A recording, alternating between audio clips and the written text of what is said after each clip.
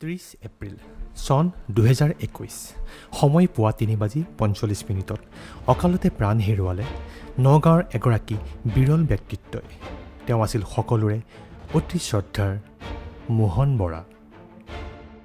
মুহূৰ্তৰ ব্যৱধানত সকলোৰে আপোন মোহন বৰাৰ আকস্মিক বিয়োগত শোকত মৰ্মাহত হৈ জনপ্ৰিয় সামাজিক মাধ্যম ফেচবুকৰ মজিয়া তেওঁৰ গুণমুগ্ধসকলৰ আৱেগভৰা পোষ্টেৰে ভৰি পৰিল, যি দেখি অনুভৱ হয় নগাঁওবাসীৰ বাবে মোহন বৰা কি আছিল আৰু কি হেৰুৱালে। বিদায় বন্ধু, মোক অকলশৰীয়া কৰি থৈ তুমি আজি গলাগৈ। হৃদয়ত কঢ়িয়াই ফুৰিম তোমাক সদায়। শ্ৰদ্ধাঞ্জলি বন্ধু, মই বাকৰুদ্ধ। অতি দুখজনক, এক সুন্দৰ আত্মাই পৃথিৱীখন এৰি গ'ল। আমাৰ সাহিত্যই এজন অতি সংবেদনশীল পাঠক হেৰুৱালে। মই যি দুই এটা লেখা লিখিছোঁ তাৰ সন্দৰ্ভত তেওঁ আগবঢ়োৱা সাৰুৱা কথা একোষাৰ মোৰ কাৰণে বৰ উদ্দীপনাময় আছিল। তেওঁৰ বিয়োগ মোৰ ব্যক্তিগত ক্ষতি বুলি অনুভৱ কৰিছোঁ। এই দুখ বহন কৰাৰ ক্ষমতা পৰিয়ালে তেওঁৰ স্মৃতিৰ পৰাই আহৰণ কৰিব পাৰিব বুলি বিশ্বাস কৰি তেওঁলোকলৈ গভীৰ সমবেদনা জনাব। মোহন বৰা আমাৰ নিৰ্ভেজাল বন্ধু আছিল। মোহন দাৰ নগাঁৱৰ সকলো ধৰণৰ সমাজ জীৱনৰ লগত সম্পৰ্ক আছিল। পঢ়াত চোকা আছিল, মেকানিকেল অভিযন্তা আছিল, তাতোকৈ ডাঙৰ কথা ভাল অন্তৰৰ মানুহ আছিল। বৰ দুখ পাইছোঁ। মাননীয় মোহন বৰা দাদাৰ বিয়োগত আমি দুখীয়া হ'লোঁ। হেৰুৱাই পেলালোঁ এজন সমাজমুখী বহল মনৰ সংস্কৃতিবান আপোন মানুহক। নগাঁও চহৰত খোজকাঢ়ি বা চাইকেল লৈ সমাজৰ কামত ঘূৰি ফুৰা বন্ধুবৎসল মানুহজনক আৰু নগাঁও চহৰত দেখা পোৱা নাযাব। এইটো কথা মানি ল'বলৈ টান পাইছোঁ আৰু বুকুত বিষ অনুভৱ কৰিছোঁ। নগাঁৱৰ পৰা বহুত ল'ৰা ছোৱালীক ডাক্তৰ ইঞ্জিনিয়াৰ হিচাপে গঢ় দিয়াত মোহন দাৰ বহুত কষ্ট, ত্যাগ আৰু অৱদান আছে। এখন সুন্দৰ সমাজৰ ৰূপকাৰ আছিল মোহন দা। তেখেতৰ বিয়োগ নগাঁৱৰ বৌদ্ধিক আৰু বিদ্যায়তনিক জগতৰ অসীম ক্ষতি। আমাৰ ব্যক্তিগত জীৱনৰ কিমান যে ক্ষতি হ'ল তাক ভাষাৰে বৰ্ণনা কৰিবলৈ অপাৰগ। সকলোৱে আশা আৰু প্ৰাৰ্থনা জনাইছিল যে তেখেত সোনকালে সুস্থ হৈ আমাৰ মাজলৈ ঘূৰি আহক। আজি পুৱতি নিশাতে আমাক কন্দুৱাই মোহন দা দূৰ আকাশৰ তৰা হ'লগৈ। ভূমিত জিলিকি থকা নক্ষত্ৰ মোহন দা এতিয়া জিলিকি থাকিব দূৰ আকাশত, জিলিকি থাকিব আমাৰ হৃদয়ত। এনেকুৱা ধৰণৰ মানুহৰ বিয়োগে সমাজক দুখীয়া কৰে আমাক। মৃত্যু এক নিষ্ঠুৰ সত্য। মানি লোৱাৰ বাহিৰে আমাৰ হাতত একো নাথাকে। সকলো বিশ্বাস পলকতে শেষ কৰি দিয়ে। মৃত্যুৱে কাকো নিচিনে, সৰু ডাঙৰ ভাল বেয়া ন্যায় অন্যায় একো নুবুজে। আৰু সেয়ে হয়তো বাৰে বাৰে আমাৰ মাজৰ পৰা কাহিনী একোজন ভাল মানুহ, আমাৰ প্ৰিয় অতি আপোনজনক। ৰাতিপুৱাই খবৰটোৱে মৰ্মাহত কৰিলে। আজি নগাঁৱে এজন জ্ঞান পিপাসু, অধ্যয়নশীল, সমাজ সচেতন, প্ৰকৃতিপ্ৰেমী, প্ৰকৃতাৰ্থত এজন সৰল নিৰ্ভেজাল মানুহক হেৰুৱালে। পৰিয়ালৰ বাবে এইটো কেনেকুৱা ক্ষতি সেইটো উপলব্ধি কৰিছোঁ। তথাপি দৃঢ় বিশ্বাস যে এই কঠিন সময় তোমালোকে সাহসেৰে পাৰ কৰিব পাৰিবা আৰু তেখেতৰ আদৰ্শ নিজৰ মাজত জীয়াই ৰাখিবা।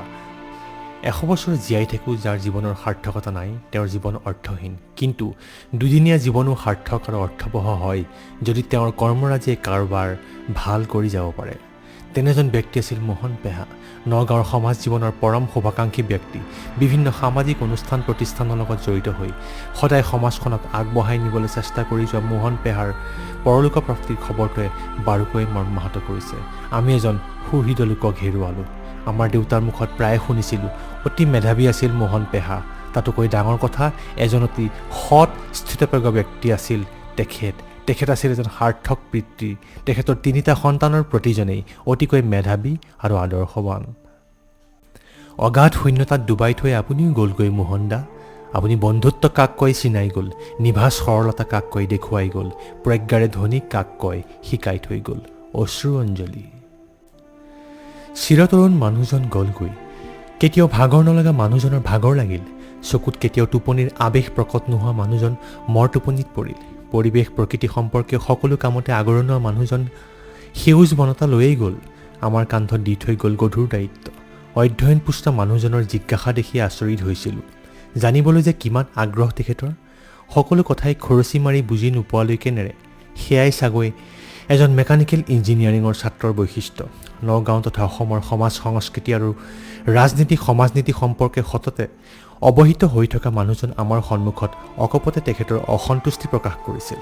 বহু আনন্দত সততে লগ পোৱা মোৰ অতি শ্ৰদ্ধাৰ দাদাজন গ'লগৈ, শ্ৰদ্ধাৰ মোহন চন্দ্ৰ বৰা। মোহন দা, আপুনি অকালতে গ'লগৈ। সকলোকে কন্দুৱাই এষাৰো মাতো লগাবলৈ আমাক আহৰি নিদিলে।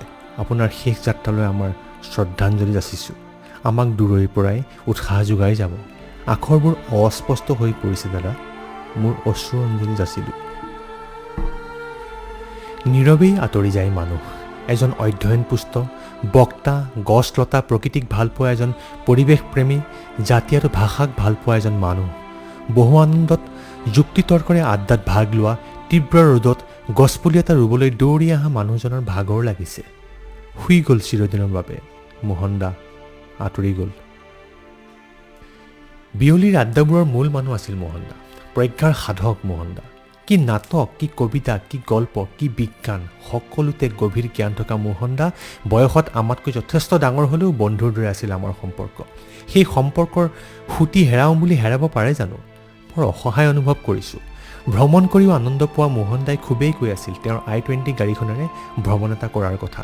কথাবোৰ সকলো আধৰুৱা হৈ ৰ'ল। মোহন দা গুচি গ'ল। সময় যেন এতিয়া দুঃসময়। মোহন দাৰ বিয়োগত ব্যথিত হৈছে হৃদয়। তেওঁৰ বিদেহ আত্মাৰ সদ্গতিৰ বাহিৰে আৰুনো কি কৰিব পাৰোঁ এই সময়ত? আৰু এটা কথা, মোহন দা মোৰ বাবে এখন অভিধানস্বৰূপ। যিকোনো শব্দ অসুবিধা পালেই মোহন দাক সুধিছিলোঁ আৰু তেওঁ তাৰ অৰ্থ বুজাই দিছিল। শ্ৰদ্ধাৰ মোহন বৰা ছাৰ আৰু নাই। ছাৰৰ নাম আগৰে পৰাই জানিছিলোঁ। তেখেতৰ কথা বহুতৰে মুখত শুনিছিলোঁ। কিন্তু তেখেতৰ লগত প্ৰথমবাৰৰ বাবে দেখা দেখি হৈছিল 2013 চনৰ জুন মাহৰ কোনোবা এটা দিনত দাসোৱানী কোচিং ক্লাছত। শান্ত, সমাহিত, গহীন, গম্ভীৰ এজন তেনে সাধাৰণভাৱে জীৱন যাপন কৰা অথচ এক অসাধাৰণ ব্যক্তিত্বৰ অধিকাৰী মোহন বৰা ছাৰ। প্ৰথম দিনাখন ক্লাছলৈ সোমাই আহিয়ে ফিজিক্সৰ এটা প্ৰব্লেম ছল্ভ কৰিবলৈ দিছিল। চলিউশ্যনটো কৰি উঠাৰ পিছত ছাৰক দেখুওৱা ছাৰে হাঁহি এটা মাৰি কৈছিল, তুমি পাৰিবা, চেষ্টা নেৰিবা। সেই দিনটোৰ পৰা প্ৰায় এটা বছৰ প্ৰতিদিনে ছাৰে অনুপ্ৰেৰণা দি গৈছিল। ছাৰৰ অনুপ্ৰেৰণাই বহু সাহস দিছিল। ৰিজাল্ট ঘোষণা কৰাৰ দিনা ছাৰক খবৰটো দিবলৈ যাওঁতে লক্ষ্য কৰিছিলোঁ ছাৰ যেন আমাতকৈও বেছি সুখী আছিল। অসম চিকিৎসা মহাবিদ্যালয়ত পঢ়িবলৈ যোৱাৰ পাছত মাত্ৰ এবাৰ ছাৰক লগ পাইছিলোঁ। ঘৰলৈ বিহু, পূজাৰ বন্ধত আহিলে প্ৰায় ছাৰক দেখা কৰিবলৈ যাম ভাবি থাকোঁতেই থাকিল। এদিন গম পালোঁ ছাৰে ইতিমধ্যে দাসৱানী এৰিছিল। ছাৰক যোগাযোগ কৰিব পৰাকৈ একো ফোনৰ নাম্বাৰো নাছিল। ছাৰৰ একো খবৰ নোপোৱা হ'লোঁ। প্ৰায় এমাহমান আগত ফেচবুকত দেখিবলৈ পালোঁ ছাৰ হেনো অসুস্থ। মনটো সেমেকি উঠিল। এবাৰ ছাৰক দেখা কৰিবলৈ যাম বুলি ভাবি থাকোঁতেই ছাৰে এই পৃথিৱীৰ পৰা বিদায় মাগিলে। মোহন খুৰাৰ নামত এটি গছপুলি ৰুই তেখেতৰ আত্মাই যাতে চিৰশান্তি লাভ কৰে তাকে কামনা কৰিলোঁ। সেউজ মনৰ মানুহজনক আমাৰ মাজত আমি সেউজীয়া কৰি জীয়াই ৰাখিম সদায়।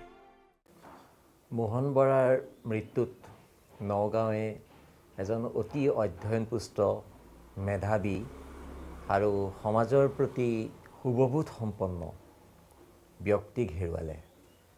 তেখেতৰ লগত মোৰ সম্পৰ্ক 1994 চনৰ পৰা। প্ৰখ্যাত গল্পকাৰ অপূৰ্ব শইকীয়াৰ তেখেত অতি অন্তৰংগ বন্ধু আৰু সেই অপূৰ্ব শইকীয়াই তেখেতৰ সৈতে মোৰ চিনাকি কৰাই দিছিল। ইমানটা বছৰ তেখেতৰ এটা কথাই মোক খুব আগ্ৰহ কৰিছিল যে তেখেত মেধাৱী আৰু বিভিন্ন বিষয়ৰ প্ৰতি তেখেতৰ আগ্ৰহ।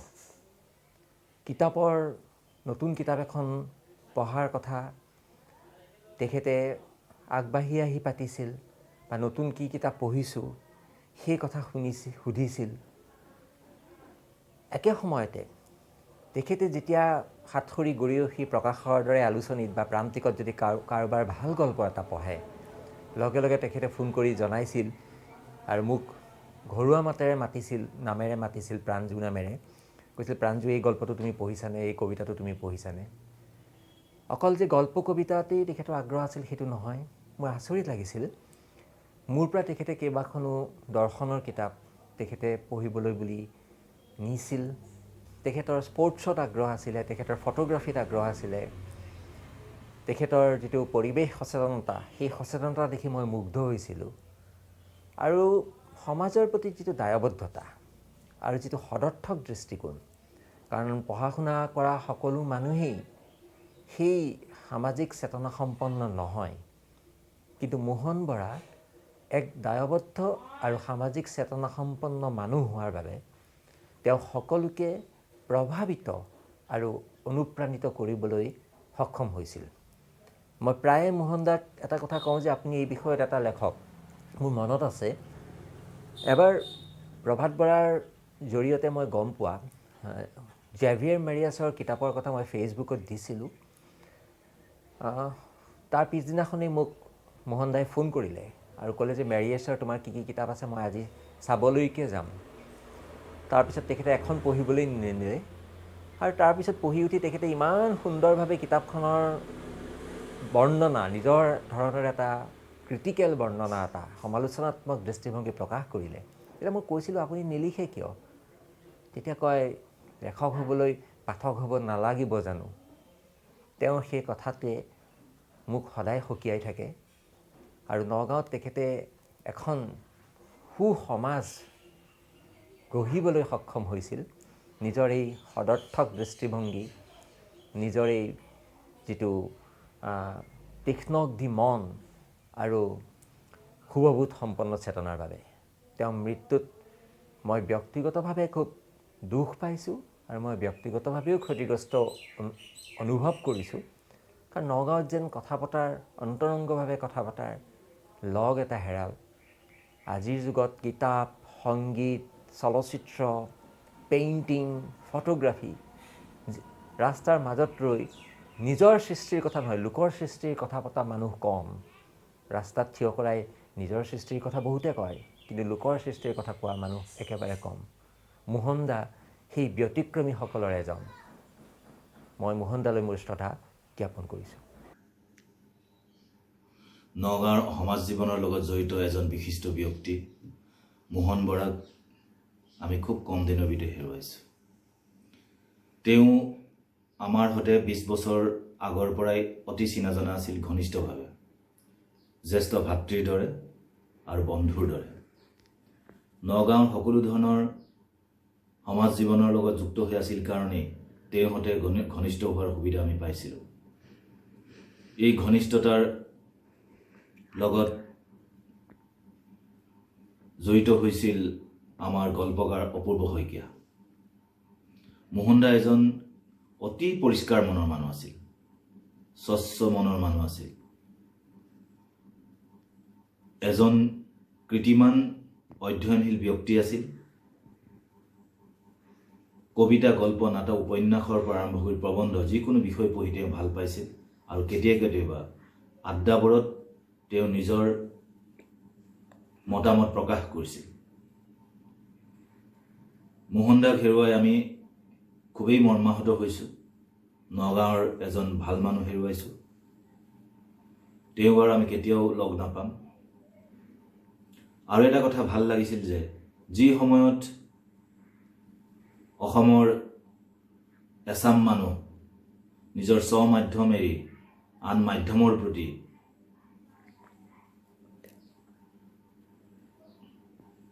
গুৰুত্ব লৈছিল বা গুৰুত্ব দিছিল, সেই সময়ত কিন্তু মুষ্টিমেয় কেইজনমান ব্যক্তিসকলৰ ভিতৰত মোহন বৰা আছিল ব্যতিক্ৰম। তেওঁ সদায় স্ব-মাধ্যমৰ পক্ষত কথা কৈছিল আৰু অভিভাৱকসকলক লগ পালেই স্ব-মাধ্যমৰ বিদ্যালয়বোৰত নাম ভৰ্তিৰ কাৰণে তেওঁ উৎসাহিত কৰিছিল। মোৰ সহপাঠী বন্ধু মোহন বৰাৰ অকাল বিয়োগত খুব দুখ পাইছোঁ। আৰু তেওঁ এনে এজন অধ্যয়নশীল ব্যক্তি আছিল আৰু প্ৰতিভাসম্পন্ন আৰু এক সুন্দৰ ব্যক্তিত্বৰ, আৰু মোৰ এনে এজন বন্ধুত্বৰ মূল যি বুজি পায়, তেওঁ যি ধৰণে মোক প্ৰেৰণা দিছিলে মোৰ বন্ধু হিচাপে, মোৰ লেখা মেলা সম্পৰ্কত এজন ৰুচিশীল পাঠক ৰূপে মই পাহৰিব নোৱাৰোঁ। কাৰণ মই বৰ কষ্ট পাইছোঁ আৰু হ'ব নালাগিছিল, কিন্তু এইটোৱে জীৱন, এনেকৈ হয় ঘটনাবিলাক। খুব বহুত কথা মনত পৰিছে। আমি একেলগে ফূৰ্তি কৰিছিলোঁ, আনন্দ কৰিছিলোঁ। আৰু তেওঁলোকৰ মোৰ যেতিয়া আলোচনা হৈছিলে, পৃথিৱীৰ ইমান ডাঙৰ ডাঙৰ লেখকবিলাকৰ কিমান কিতাপৰ বিষয়ে মোক তেওঁ কৈছিলে। ইমান কিতাপ পঢ়া বন্ধু মই পোৱাই নাই। আৰু খুব নীৰৱে পঢ়ে তেওঁ, বহু কথা জানো বুলি নকয়। আমি যেতিয়া আমি আড্ডা মাৰোঁ, আমি কথা পাতোঁ তেওঁৰ লগত, তেওঁৰ জ্ঞানৰ পৰিসৰ দেখি মই আচৰিত পাওঁ। জ্ঞানৰ ভাণ্ডাৰ আছিলে তেওঁ। আৰু জীৱনটো তেওঁ বহুত সংগ্ৰাম কৰা মানুহ, খুব কম বয়সতে বহুত সংগ্ৰাম কৰি আগবাঢ়িছে আৰু তেওঁতো বহুত আগবঢ়া আমাতকৈ আৰু বৰ বেয়া লাগিছে। মোৰ এতিয়াও মনত পৰে নগাঁৱলৈ যাওঁতে চাকিটাৰ ওচৰত এটা নিশা তেওঁ মোৰ লগত কটাইছিলে। তেওঁ এইকাৰণে কটাইছিলে, ঘৰৰ মানুহক ফোন কৰি লৈছিলে যে আজি মই মোৰ বন্ধু জনাৰ্দন গোস্বামীৰ লগতে কটাম, কাৰণ মই লিখোঁ আৰু তেওঁ পঢ়ে। তেওঁ কৈছে তুমি ৰাইটাৰ মই ৰিডাৰ, আমি দুজনৰ আজি এটা আড্ডা হ'ব, আজি গোটেই ৰাতিটো আমি কথা পাতিম। কিমান কথা পাতিলোঁ, ৰবীন্দ্ৰনাথৰ পৰা আইনষ্টাইনৰ পৰা পাবলো নেৰুদাৰ পৰা কিমান ৰাইটাৰৰ কথা, কিমান কিতাপৰ কথা, জীৱনৰ কথা, এই গোটেই কথাবিলাক আজি বৰ দুখ দিছে। আৰু নগাঁওবাসীয়েও সাংঘাতিক এজন মানুহক হেৰুৱালে, আমি অসমে হেৰুৱালোঁ। মই বন্ধু হিচাপেতো কৈছোঁৱেই সাংঘাতিক ক্ষতি। আৰু তেওঁৰ পৰিয়াললৈ মই মানে ক'ভিডৰ কাৰণে যাব পৰা নাই, মোৰ দুখ লাগি আছে। তেওঁ খবৰ লৈছিলোঁ হস্পিটেলত ফোন কৰোঁতে, তেতিয়া নাজানিছিলোঁ যে ইমান বেছি হৈছে বুলি। সি যি নহওক শ্ৰদ্ধাঞ্জলি জ্ঞাপন কৰিলোঁ তেওঁলৈ। তেওঁৰ আত্মাই শান্তি পাওক, য'তে আছে থাকক। আৰু খুব তেওঁ মোৰ জীৱনৰ কাৰণে মোহন বৰাৰ সান্নিধ্য মানে আজীৱন প্ৰেৰণা হৈ থাকিব। তেওঁ মোৰ স্মৃতি, তেওঁ মোৰ প্ৰেৰণা, তেওঁ মোৰ শক্তি। মোহন বৰা নামৰ এই দেৱতুল্য অপ্ৰমাদী মানুহজন এনেকৈ যে হঠাৎ গুচি যাব, সেয়া মোৰ কল্পনাৰ অগোচৰ আছিল। আচলতে তেওঁ মোৰ বন্ধুৱে নাছিল, তেওঁ মোৰ সৈতে অভিন্ন আছিল। প্ৰাথমিক স্কুলৰ পৰা আজি পৰ্যন্ত আমি সদায় অভিন্ন হৈ আছিলোঁ। আনকি তেওঁৰ অসুখ হৈ থকা অৱস্থাটো হাঁহি হাঁহি মই কৈছিলোঁ, বন্ধু এতিয়া যোৱাৰ কথা কিন্তু নাভাবিবা দেই, 80 বছৰত আমি একেলগে যাম লৈ যাম। মোহনে হাঁহিছিল, এটি সৰল শিশুৰ হাঁহি। সেই সৰলতা ভৰা মুখখন মোৰ আজিও মনত আছে। অবিশ্বাস্য ধৰণে জনপ্ৰিয় আছিল মোহন বৰা। ল'ৰা বুঢ়াৰ পৰা বয়স নিৰ্বিশেষে, লিংগ নিৰ্বিশেষে, শ্ৰেণী নিৰ্বিশেষে, বৰ্ণ নিৰ্বিশেষে সকলো লোকৰে তেওঁৰ প্ৰিয় পাত্ৰ আছিল। পিছত মই তেওঁক অধ্যয়ন কৰি গম পাইছিলোঁ যে মোহনৰ যিটো সৰলতা, সততা আৰু স্পষ্টবাদিতা, পৰোপকাৰিতা, পাণ্ডিত্য, মোহনৰ পাণ্ডিত্যও বেলেগ ধৰণৰ আছিল। সেই পাণ্ডিত্যত কোনো শ্ব'বিজ, কোনো দেখুৱাৰ প্ৰৱণতা নাছিলে। নিতান্তই মনৰ খোৰাক গোটাবৰ কাৰণে তেওঁ পঢ়া শুনা কৰিছিল। আৰু তেওঁৰ নিচা আছিল কিতাপ পঢ়াত, আৰু তেওঁ কিতাপৰ কোনো নিৰ্দিষ্টতা নাছিলে। জ্ঞান, বিজ্ঞান, দৰ্শনৰ কিতাপৰ পৰা বিশ্ব সাহিত্যলৈকে তেওঁ প্ৰচুৰ অধ্যয়ন আছিল। আৰু ইচ্ছা কৰিলে তেওঁ এজন ডাঙৰ সমালোচক হ'ব পাৰিলেহেঁতেন। মোৰ প্ৰতিটো গল্পৰে তেওঁ এজন নিৰ্মোহ সমালোচক আছিল। আৰু সেই সমালোচনাই মোক গল্পৰ গতিপথ নিৰ্ধাৰণ কৰাত সহায় কৰিছিলে। কেতিয়াও ভবা হোৱা নাছিল যে মোহন এনেকৈ হঠাৎ গুচি যাব। গতিকে একো আয়োজনো নাছিল আমাৰ এই কঠোৰ সত্যৰ মুখামুখি হোৱাৰ বাবে। এতিয়া ভাবিছো, ভাবি বেয়া লাগিছে, হয়তো আমি আৰু অলপ বেছি সময় কটাব পাৰিলো একেলগে, কিন্তু নহ'লগৈ, বহুত কাম হৈ নুঠে সময়ত। মোহনৰ কিতাপ পঢ়াৰ যিটো ধাউতি, সেই ধাউতিৰ দ্বাৰা কোনো বৈষয়িক লাভৰ কথা তেওঁৰ মনলৈ অহা নাছিল। আৰু বিশেষকৈ বিষয়, বাসনা, বিলাসৰ ক্ষেত্ৰত মোহন অত্যন্ত নিস্পৃহ আছিল। সেই উপভোক্তাবাদ আৰু গোলকী ভৱনৰ দিনত মোহনৰ দৰে ব্যক্তিত্ব আচলতে বিৰল। এজাক সপোন দেখা ল'ৰা ছোৱালীক নগাঁও চহৰ আৰু পাৰ্শ্বৱৰ্তী অঞ্চলৰ জিলাখনৰ ভৱিষ্যত জীৱনক লৈ সপোন দেখা ল'ৰা ছোৱালী মোহনে পোহৰৰ পথ দেখাইছিলে, দিশ নিৰ্দেশনা কৰিছিলে, ডেউকা গজাইছিল প্ৰতিজন ছাত্ৰ ছাত্ৰীৰ শৰীৰত, যাতে তেওঁলোকে উৰিব পাৰে। আৰু এয়া অতি নিস্বাৰ্থ আছিল, ইয়াত কোনো স্বাৰ্থ নাছিল। এটা সাংঘাতিক ধৰণে ক্ষতি হৈছে মোহনৰ এই প্ৰয়াণত। ক্ষতি হৈছে এজন ভাল মানুহ, এক পবিত্ৰ নোহোৱা হৈ গ'ল হঠাৎ। সাংঘাতিক শূন্যতা, এই শূন্যতাৰ কোনো পূৰণ হ'ব বুলি মই নাভাবোঁ। মাজতে তেওঁ শেষৰ ফালে তেওঁ ঈশ্বৰৰ অস্তিত্ব সম্পৰ্কে বহুত কিতাপ পঢ়িছিলে। Ontological argument for the existence of God, জাতীয় আলোচনা। তেওঁৰ প্ৰিয় লেখক আছিল ষ্টিফেন হকিং, কাফকা, আইনষ্টাইনৰ কিতাপ পঢ়িছিল। আৰু তেওঁ যিটো ইউনিভাৰ্চ, বিশ্ব ব্ৰহ্মাণ্ডৰ সৃষ্টি ৰহস্য, আদি অন্ত, অন্তৰীক্ষৰ ধাৰণা, এইবিলাক কথালৈ তেওঁ অতি আগ্ৰহী আছিল জানিবলৈ। আৰু এই জিজ্ঞাসা কোনো বৈষয়িক লাভ অবিহনে অতি বিৰল মানুহৰ ক্ষেত্ৰত ইয়াক প্ৰত্যক্ষ কৰা যায়। মই আচলতে ভাগৰি গৈছিলোঁ। তেওঁক বহুতবাৰ কৈছিলোঁ, তুমি লিখা, তুমি আলোচনী লিখা, কিতাপ লিখা। তোমাৰ নিচিনা সমল অতি কম মানুহৰ, কম লেখকৰ হাতত আছে। কিন্তু তেওঁ অতি সৰল হাঁহিটোৰে মোক কৈছিলে যে তোমালোকে দেখোন লিখি আছা, মই আকৌনো কিয় লিখোঁ?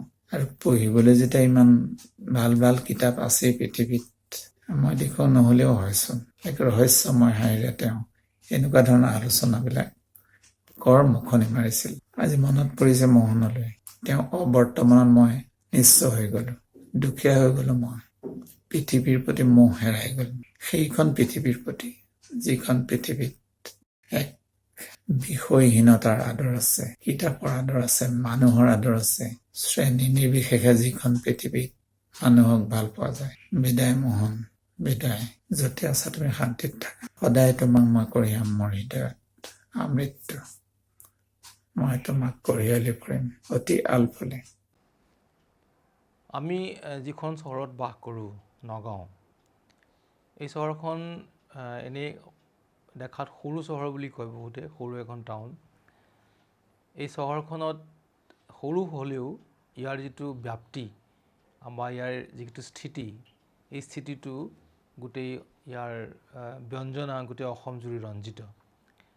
কিন্তু এই ৰঞ্জিত ব্যঞ্জনা বা এই কি কাৰণে নগাঁওখন আমি সকলো অসমীয়া মানুহে বা অসমৰ মানুহে বা ভাৰতবৰ্ষত বা বিশ্বত জানে, তাৰ কাৰণেতো কেৱল নগাঁৱৰ মাটি কালিখিনি যথেষ্ট নহয়, নগাঁৱত বৈ থকা কলংখন বা ৰৈ যোৱা কলংখনি যথেষ্ট নহয়। কিন্তু এই নগাঁৱৰ সংলগ্ন কৰি যিসকল মানুহে, মই শংকৰদেৱৰ কথা বাদ দিলোঁ, পিছৰ এই প্ৰজন্মত, এই আধুনিক কালত যিখিনি মানুহে নগাঁওখনক এটা পৰ্যায়লৈ লৈ আহিছে, সেই মানুহখিনিক লৈ মই সদায় এই চহৰখনক লৈ গৌৰৱবোধ কৰোঁ। আৰু এই মানুহ ইতিমধ্যে যিখিনি মানুহে তেওঁলোকৰ নিজৰ অৱদানেৰে, নিজৰ সাহিত্য সৃষ্টিৰে, নিজৰ ৰাজনৈতিক ক্ষমতাৰে বা অন্যান্য সামাজিক এটা অৱদানেৰে নগাঁওখনক মহীয়ান কৰি তুলিছে। আৰু ইয়াৰ লগতে কিছুমান মানুহ আছে, যিবিলাক মানুহে এই গোটেই বিকাশটোক, এই গোটেই অগ্ৰগতিটোক সেই মানুহবিলাকে লক্ষ্য কৰি থাকে। আৰু সেইবিলাকে লক্ষ্য কৰি থাকে আৰু সেই মানুহবিলাকে লক্ষ্য কৰাৰ লগতে নিজৰ মতামতেৰে, সি লাগিলে শব্দগত হওক বা অন্যান্য পিনৰ পৰা হওক বা একো নোহোৱাকৈও তেওঁলোকে একোটা নিৰীক্ষণ এটা পৰ্যায়ত তেওঁলোকে স্থিতি লাভ কৰে। সেই স্থিতি লাভ কৰি মানুহখিনিক বা সেই সময়ৰ পৰিৱেশটোক কিছু সংশ্লেষিত কৰাত সহায় কৰে আৰু আগবঢ়াই লৈ যোৱাত সহায় কৰে নিজৰ মতামতেৰে। আৰু এই যে মই ক'লোঁ যে নগাঁওখন আজিকালি সৰু নগাঁওখন ডাঙৰ হৈছে লাহে লাহে, গোটেই ভৌগোলিকভাৱে এটা ইপিনে ডিমৰুগুৰিৰ পৰা আৰম্ভ কৰি খুটিকটীয়া বেবেজীয়ালৈকে, গতিকে এইখিনি জেগাতেই তাৰ পৰা বহু মানুহে স্পৰাদিকভাৱে বিভিন্ন ঠাইত বহু মানুহ থাকে, যিবিলাক মানুহে নগাঁওখনৰ গতিবিধি লক্ষ্য কৰি থাকে, নগাঁৱৰ বৌদ্ধিক যাত্ৰাটোক লক্ষ্য কৰি থাকে। এই বৌদ্ধিক যাত্ৰাক লক্ষ্য কৰি থকা এজন অতি বিশিষ্ট আৰু গুৰুত্বপূৰ্ণ এজন ডেকা ল'ৰা, মই ডেকা ল'ৰা বুলি এইকাৰণেই কৈছোঁ যে এই কেইদিনমানৰ আগলৈকে মোহন এজন ডেকা ল'ৰাই আছিলে, আমাৰ সকলোৰে মৰমৰ মোহন বৰা। পৰিৱেশ অত্যন্ত গধুৰ কৰোণাৰ কাৰণে যোৱা 2 বছৰে আমি প্ৰত্যেক দিনাই আমি অতি অবাঞ্ছিত মৃত্যুত খবৰ পাইছোঁ। আৰু মই বহু জেগাত উল্লেখো কৰিছোঁ, এই মৃত্যু আমাৰ বন্দিত মৃত্যু নহয়, এক অবন্দিত মৃত্যু। আনকি এই মৃত্যু এনেকুৱা মৃত্যু, যিবিলাক মৃত্যুত আমি দিব পৰা শ্ৰদ্ধাঞ্জলিখিনিও দিব নোৱাৰোঁ কেতিয়াবা। আৰু এই সময়খিনিতে অৱশ্যে কৰোণাত নহয়, আন এটা অচিন ব্যাধি আহি পেলাই যে মোহনৰ গাত যে লাগি আছিলে বহুদিনৰ পৰা, সেইটো কথা মোহন বৰাই গম পোৱা নাছিল। এই অচিন ব্যাধিত কেৱল খুব কম সময়ৰ কাৰণে চিকিৎসালয়ত থাকি অসুখটোত ভুগি আজি কেইদিনমানৰ আগতে মোহন বৰা আমাৰ পৰা আঁতৰি গৈছে। মোহন বৰা মোতকৈ কেইবছৰমান জুনিয়ৰ, সেইপিনৰ পৰা কিন্তু এটা সময়ত ছিনিয়ৰ জুনিয়ৰৰ লগত কোনো কথা নাথাকে। এটা সময়ত ব্লকত এটা নিৰ্দিষ্ট এটা বয়সৰ এটা কাঠামোৰ সময়ত মানুহবিলাক সেই ধৰণেৰে এইটো ব্লকৰ পৰা এইটো বয়সৰ পৰা এইটো বয়সলৈ সকলোবোৰ সমান হৈ পৰে। সেইপিনৰ পৰা মোহন এজন মোৰ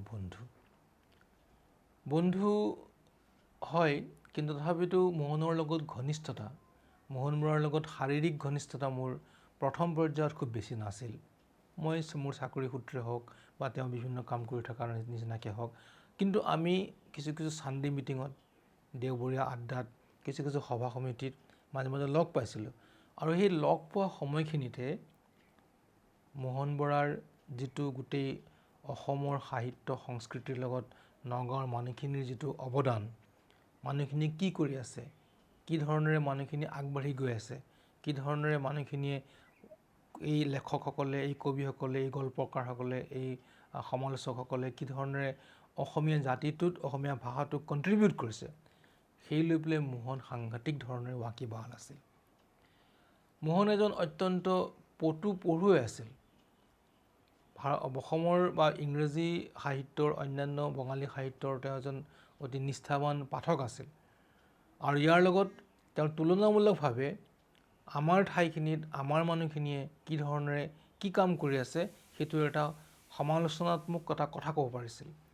আৰু সেই কথাখিনিত সদায় তেওঁ গৌৰৱবোধ কৰিছিল, কৈছিল যে আমাৰ মানুহখিনি নেশ্যনেলি বা আমাৰ মানুহখিনি অন্যান্য ভাষাৰ সৈতে কোনো গুণে কম নহয়। আৰু তাৰ মাজত কোনখিনি ক'ত কি ধৰণেৰে ক'ব লাগে, কি ধৰণেৰে আগবাঢ়িব লাগে, সেই কথা নিজৰ অপিনিয়ন দিছিলে। আৰু সেইকাৰণে মই বহু সময়ত আমাৰ বহু অন্যান্য যিবিলাক আমাৰ কণ্টেম্পৰেৰী যিবিলাক লেখক আছে, কণ্টেম্পৰেৰী যিবিলাক লিখিবলৈ যত্ন কৰা মানুহ আছে, কবি আছে, গল্পকাৰ আছে, এই সকলো মানুহে বহু সময়ত মোহনৰ মন্তব্যৰ কাৰণে ৰৈ আছিল, মোহনে কি কয়। আৰু সেইকাৰণে মই বিভিন্ন ঠাইত দেখিছোঁ মোহনৰ সেই অৱস্থিতিটোৱে মোহনক মহীয়ান কৰি ৰাখিছিল। আৰু মোহন হয় অতি নিৰপেক্ষ আছিল আৰু অতি ষ্ট্ৰেইট ফৰৱাৰ্ড আছিল। তেওঁ যদি বেয়া পাইছে, বেয়া পোৱা কথাটো যুক্তি সহকাৰে ক'ব পাৰিছিল যে মই এইখিনি কাম এই কাৰণে বেয়া পাইছোঁ, তুমি ভাবা নাভাবা, আপুনি একচেপ্ট কৰে নকৰে সেইটো আপোনাৰ কথা। এই যে এটা মানুহক ভাল পোৱা লগাবলৈ, সন্তুষ্ট কৰিবলৈ বা সকলোৰ লগত এটা গুডি বিহেভিয়াৰ, সেইটোত তেওঁ মোহন নাছিলে। আৰু মোহন নথকাৰ কাৰণেই মোহন সকলোৰে শ্ৰদ্ধা আছিলে। আমি কেতিয়াবা, আৰু তাত বহু সময়ত কিছু অযাচিতও আছিলে। আমি কেতিয়াবা মোহনক এটা গল্প পঢ়িব বুলি ক'বলৈ মোহন ৰৈ নাথাকে। গল্পটো পঢ়াৰ পিছত, কবিতাটো পঢ়াৰ পিছত লগে লগে যিজন সংশ্লিষ্ট মানুহ মোহনে সি নিজৰ কথাটো কয়। এইকাৰণেই কয়, সেইটো মোহনে এটা দায়িত্ব হিচাপে অনুভৱ কৰে। কাৰণ এই দায়িত্বটো কি কাৰণে অনুভৱ কৰে, যে এই দায়িত্বটোৱে যাতে কাৰোবাৰ উপকাৰত লাগক। অত্যন্ত পৰোপকাৰী, মানুহক উপকাৰ কৰিব পৰা, মানুহক মৰম কৰিব পৰা, মানুহক শ্ৰদ্ধা কৰিব পৰা ব্যক্তি আছিল মোহন।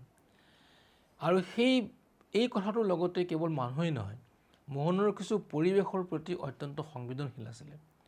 আমি এতিয়াৰ যিটো এটা পৰিৱেশ ৰক্ষা কৰাৰ যিটো এটা যাত্ৰা এটা হৈছে, বিভিন্ন অনুষ্ঠান হৈছে, বিভিন্ন পৰিৱেশ সংৰক্ষণৰ অনুষ্ঠান আছে, সেই অনুষ্ঠানবিলাক এতিয়া হৈছে।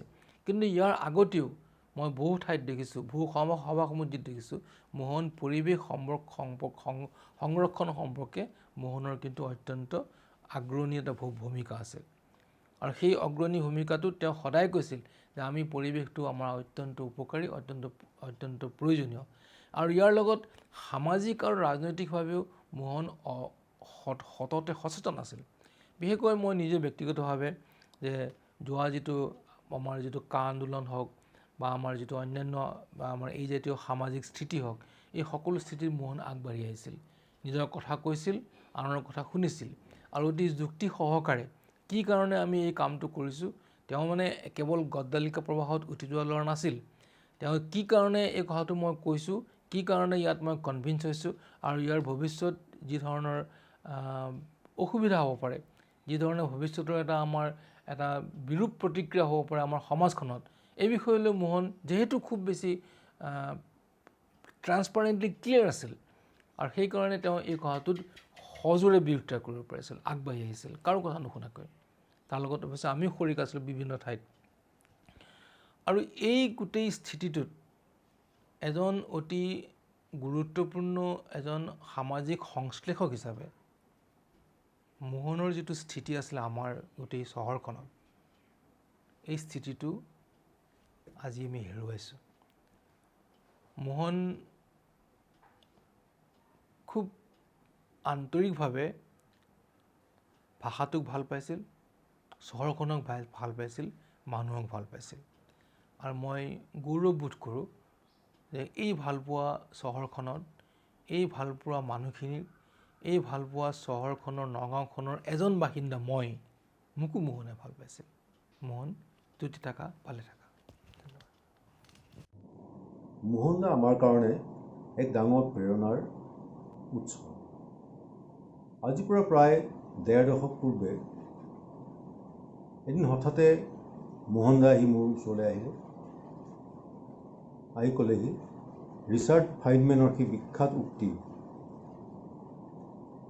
আনে কি ভাবে তোমাক কিয় লাগে, এই কথাটো কৈছিলে যে মই নিজৰ কামৰ সম্পৰ্কে বৰ সন্দিহান আছিলোঁ আৰু মানুহে কিনো ক'ব, কি ভাবিব তাক লৈ বৰ ব্যতিব্যস্ত হৈ আছিলোঁ। তেতিয়া মানুহে আহি ক'লেহি যে নিজৰ কাম তুমি কৰি থাকা, আনে কি ভাবে তোমাৰ বিষয়ে এই লৈ কেতিয়াও গুৰুত্ব নিদিবা, তোমাৰ নিজৰ এটা ভাল বাটেৰে তুমি গৈ আছা, গতিকে সেই কামত তুমি মনোনিৱেশ কৰা। এইদৰে নগাঁৱৰ প্ৰতিজনকে বা তেওঁ লগ পোৱা প্ৰতিজনকে নিশ্চয় উৎসাহ যোগাইছিলে, উদ্দীপনা যোগাইছিলে। সঁচা অৰ্থত এজন খুব উৎসাহ যোগোৱা মানুহ, প্ৰেৰণাদায়ক মানুহ হিচাপে সদায় মোহন দাৰ নামটো স্মৰণ কৰি থাকিব লাগিব। জিন্দা দিল আদমি যিটো হিন্দীত কয়, তেনেকুৱা ধৰণৰ মানুহ আছিলে মোহন দা। মোহন দাৰ মৃত্যুত আমি গভীৰ শোক প্ৰকাশ কৰিছোঁ, তেখেতৰ পৰিয়ালবৰ্গলৈ সমবেদনা জ্ঞাপন কৰিছোঁ। এনেকুৱা মানুহ সততে নগাঁৱত জন্ম নহয়, অসমতে জন্ম নহয়। এই মোহন দা আমাৰ মাজত, আমাৰ চেতনাত চিৰজীৱী হওক, এই কামনা কৰিছোঁ।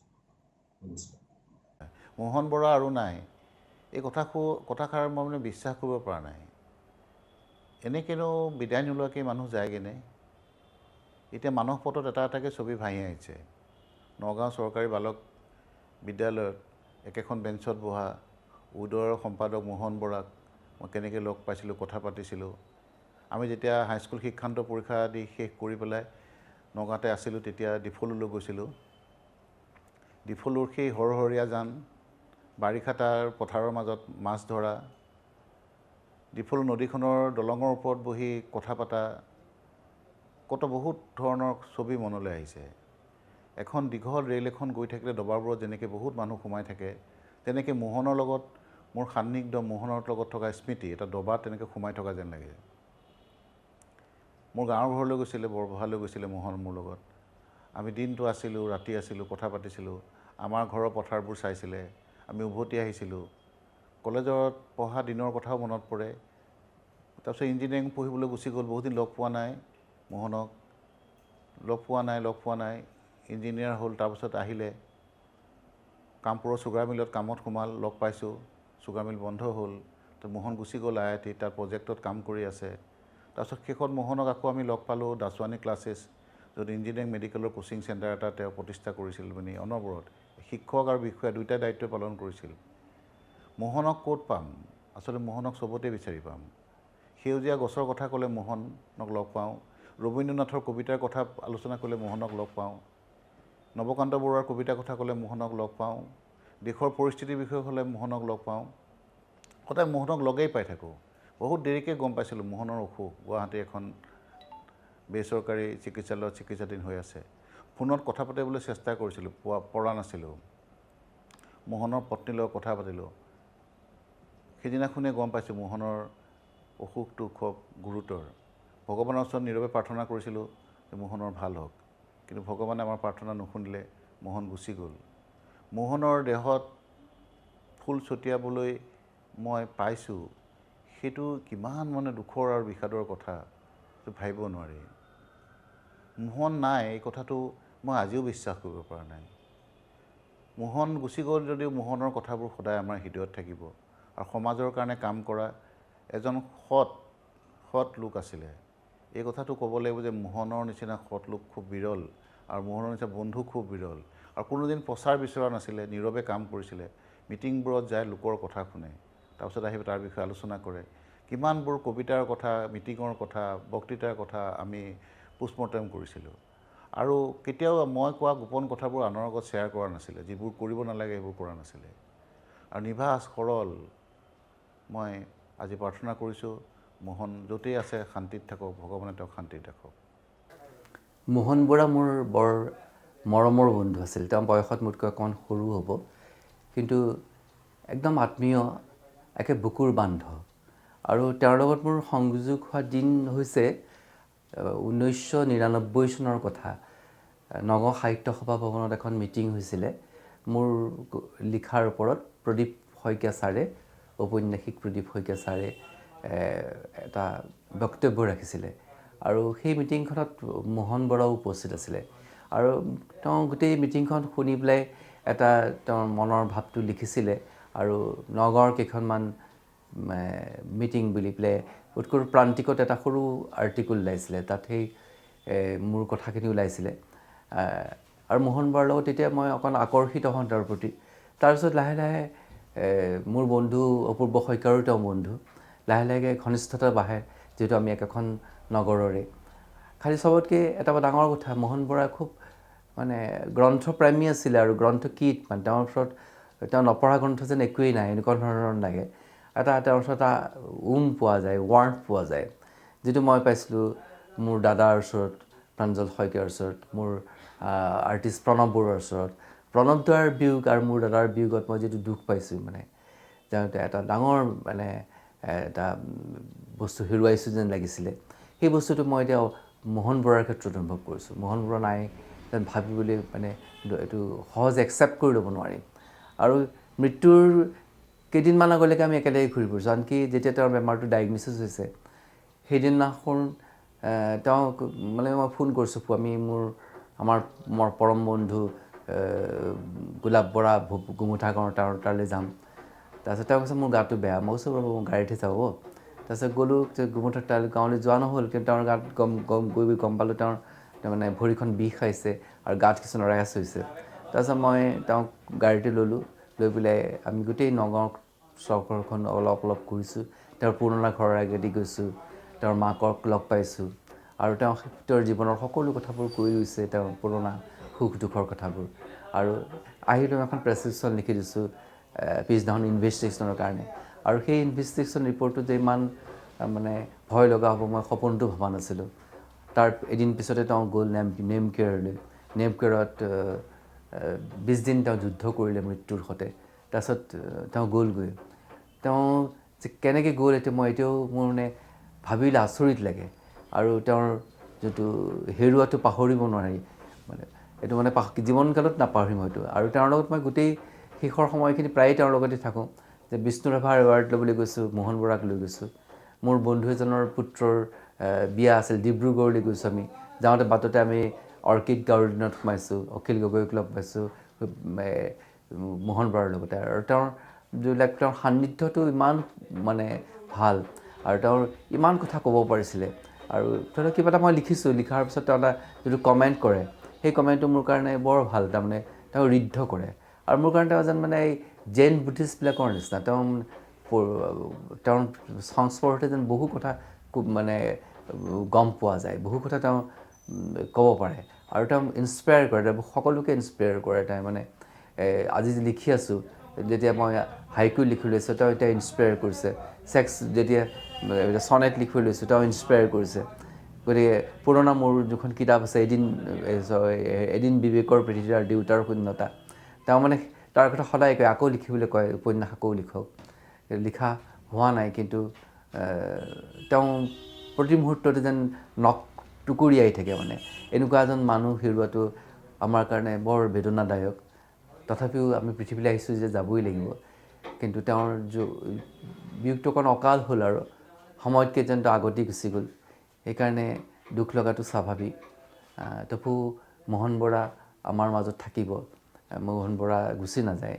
তেওঁ কায়িকভাৱে নাথাকিব, কিন্তু আমাৰ মাজত এজন আক্ৰান্ত আত্মীয় হিচাপে থাকি যাব। মোহন দা যেতিয়াই বহুৱানন্দলৈ আহে তেতিয়াই মোক এটা কথাই কয় যে মোৰ স্কুটিখনৰ চকাটো অট'মেটিকেলি বহুৱানন্দৰ ফালে ঘূৰি যায়। নগাঁও টাউনত মানে ঘূৰি ফুৰাৰ পিছত অন্তিম মুহূৰ্তত হ'লেও এবাৰ হ'লেও স্কুটিখনৰ চকাটো তেওঁ হাঁহি হাঁহি কয় যে তোমাৰ তালৈ নাহিলে নোৱাৰি থাকিব। তেনেকুৱা এটা আমাৰ ইয়াত প্ৰায়ে চাহৰ আড্ডা হয়, প্ৰয়াগ দা আহে, প্ৰদীপ শইকীয়া দা আহে, গকুল চেত্ৰী আহে, বুবুল দা আহে, তাৰপিছত ৰঞ্জন বেজবৰুৱা আহে, কুমাৰ বিভূতি, দেৱেন শইকীয়া, জ্যোতিপ্ৰসাদ ভূঞা, বিপ্লৱজ্যোতি ভূঞা, এইখিনি গোটেই মানুহখিনি আমি একত্ৰিত হওঁ, ভিন্ন বিষয়ে আলোচনা হয়, নাটক, চলচ্চিত্ৰ, চিনেমা, ৰাজনীতি এইবিলাক কোনো বাদ নপৰে মানে বিষয়বস্তুৰ পৰা। আৰু মানুহজনৰ যিটো মানে কৌতূহলী মন, মানুহক লগ পালে হাঁহি মুখেৰে সৰলতাৰে মানুহৰ প্ৰতি যিটো আগ্ৰহ দেখায়, সৰু ডাঙৰ কাৰো মাজত মানে বিভেদ ননাকে সকলোৰে পৰা যে কিবা এটা শিকিব পাৰি, সেই আচৰণটো আটাইতকৈ ভাল লাগে। আৰু মানুহজনৰ মাজত সোমাই থকা সেই যিটো আপোনাৰ জাতি প্ৰেম, প্ৰকৃতি প্ৰেম, কিতাপ পঢ়াৰ প্ৰতি যিটো আগ্ৰহ, সেই আগ্ৰহটো হয়তো আমি নগাঁৱত দ্বিতীয় এজন নেপাবও পাৰোঁ। শেহতীয়াকৈ মোহন দাৰ যিটো গ্ৰন্থ অধ্যয়নৰ প্ৰতি মোৰ এটাই আহ্বান যে তেওঁলোকৰ পৰিয়াল অথবা তেওঁলোকৰ বন্ধুবৰ্গ গোটেইখিনি মিলি যদি মোহন দাৰ নামত নগাঁৱত যদি এটা গ্ৰন্থাগাৰ স্থাপন কৰা হয়, সেইটো এটা বহুত ভাল কাম হ'ব।